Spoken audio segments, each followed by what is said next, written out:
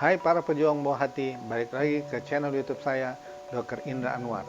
Saya berpraktek di Morula IVF Jakarta, Bunda International Clinic. Kali ini saya akan membahas mengenai masalah pemilihan jenis kelamin.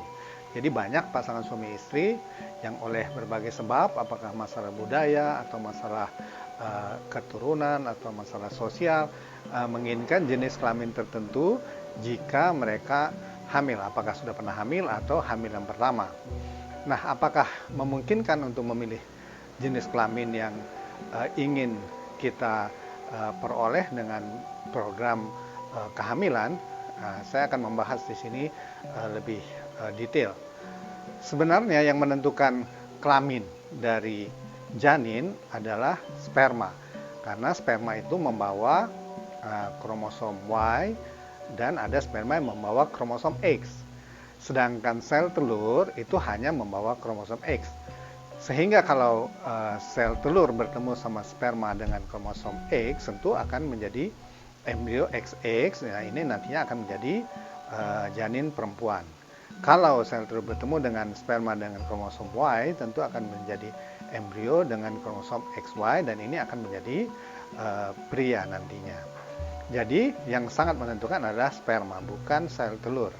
Nah, bagaimana kita bisa paling tidak memperbesar peluang untuk memperoleh janin sesuai yang kita harapkan dalam hal jenis kelaminnya? Secara umum ada 3 cara. Yang pertama dengan cara alami. Alami itu artinya melalui hubungan seksual seperti biasa, hanya kita mengatur timingnya berhubungan. Hal ini dengan memanfaatkan sifat dari sperma. Sperma dengan kromosom Y itu umumnya lebih ringan, lebih cepat bergeraknya, tapi lebih cepat mati. Sedangkan sperma dengan kromosom yang membawa kromosom X ini umumnya lebih berat molekulnya, lebih lambat jalannya, tapi lebih bertahan lama. Jadi tergantung jenis kelamin janin yang kita inginkan, kita melakukan hubungan seksual dengan mengatur timingnya berhubungan.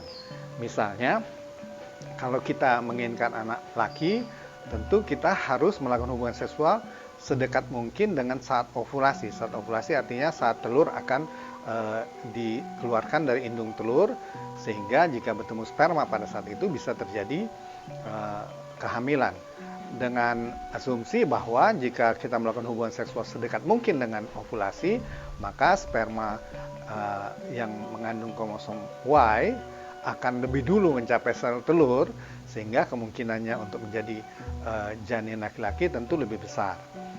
Tapi sebaliknya, kalau kita menginginkan anak perempuan, tentu kita melakukan hubungan seksual jangan dekat dengan ovulasi, dengan harapan jika pertemuan sel telur dengan sel sperma terjadi dalam kurun yang lebih lama, maka sel-sel sperma yang mengandung kromosom Y sudah terlebih dahulu mati, sehingga yang tersisa adalah yang mengandung kromosom X, sehingga dengan demikian peluang untuk terjadi janin dengan kromosom XX akan lebih besar. Ini kalau secara alami. Bisa juga dibantu dengan misalnya mencuci vagina sebelum melakukan hubungan seksual.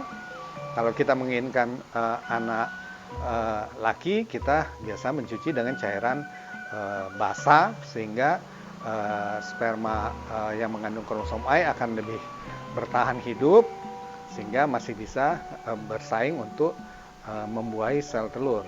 Kalau kita menginginkan anak perempuan, tentu kita harus mencuci dengan cairan yang bersifat asam. Mencuci vagina maksudnya membilas vagina sebelum melakukan hubungan dengan cairan yang bersifat asam,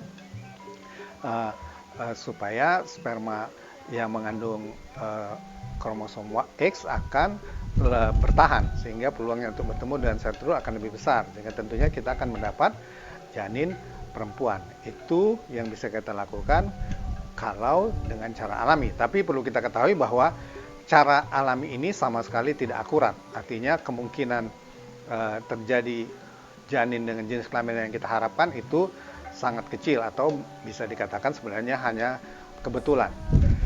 Cara kedua yang bisa kita lakukan adalah dengan bantuan, yaitu inseminasi.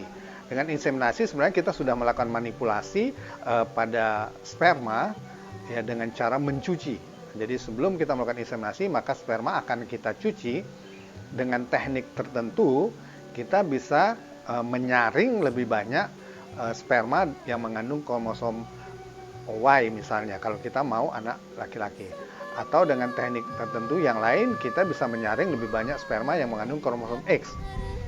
Dan sperma hasil dari pencucian ini, itulah yang kita masukkan langsung ke rongga rahim pada masa subur atau pada sekitar ovulasi.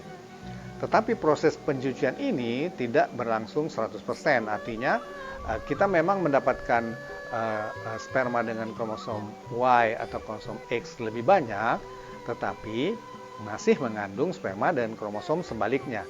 Oleh karena itu, peluang hamil untuk mendapatkan jenis kelamin yang sesuai kita harapkan tentu juga relatif kecil.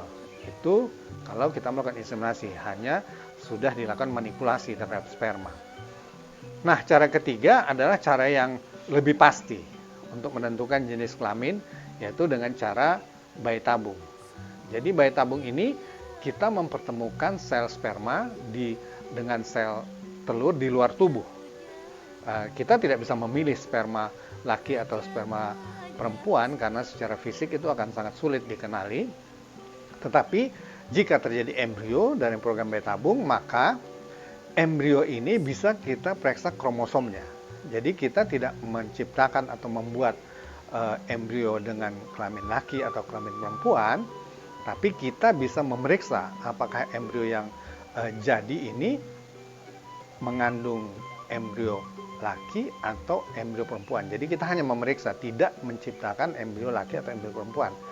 Dengan memeriksa kromosomnya, kita bisa mengetahui apakah embrio ini XY atau XX. Itu disebut prosedurnya dengan PGTA, Pre-Implantation Genetic Screening atau Test for Aneuploidy. Jadi sebenarnya pemeriksaan ini untuk memeriksa apakah embrion itu secara kromosom normal atau tidak, tapi dengan sendirinya jenis kelaminnya bisa kita ketahui. Tentu pemeriksaan dengan PGT ini melalui bayi tabung itu memerlukan biaya yang besar, sehingga bagi pasangan yang sebenarnya tidak sulit hamil, tentu ini menambah biaya yang cukup besar. Tapi tergantung keinginan pasangan suami istri, seberapa besar keinginannya untuk memperoleh anak dengan jenis kelamin tertentu, bisa memilih apakah mau mencoba secara alami saja atau dengan inseminasi. Tetapi kalau memang ingin pasti bahwa kalau nanti hamil hanya jenis kelamin yang kita inginkan, itu harus mengikuti program bayi tabung dengan program PGTA untuk memastikan. Nah, mudah-mudahan informasi ini bisa memberi pengetahuan kepada pasangan suami istri dalam memilih jenis kelamin. Jangan lupa subscribe. Salam 2 garis biru.